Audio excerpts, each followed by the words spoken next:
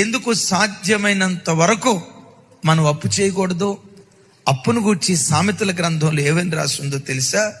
అప్పు చేసిన వాడు అప్పిచ్చిన వానికి దాసుడట, దాసుడట, దాసుడట.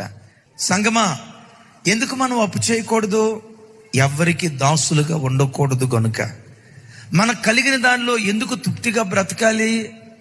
ఆ భర్త సంపాదించే 10,000 రూపాయలు, ఆ భార్యాభర్తలు సంపాదించే 50,000 రూపాయలు ప్లాన్డ్గా ఎందుకు ఖర్చు పెట్టుకోవాలని చెప్తున్నావు? ఎక్కడ నీ చేయి చాచే చేయిగా ఉండకూడదు అని ఎందుకు చెప్తున్నావు? ఎక్కడైనా నువ్వు అప్పు చేస్తే అప్పు పుచ్చుకున్నవాడు అప్పిచ్చిన వానికి దాసుడైపోతాడు. వాక్యం ఏమంటుంది? యేసయ్య పిల్లలు యేసుకు మాత్రమే దాసులుగా బ్రతకాలి.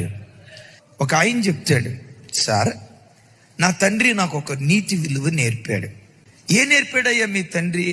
మా తండ్రి ఏం చెప్పాడంటే, నాన్న, ప్రాణం పోయే పరిస్థితి వచ్చిన అప్పు చేయకు. తక్కువ ఇంట్రెస్ట్కి ఎవరిస్తారు? రూపాయి వడ్డీకి ఎవరిస్తారు? ధర్మ వడ్డీకి ఎవరిస్తారు? వెతక్కండి. అసలు ఎప్పుడు బ్రతుకులో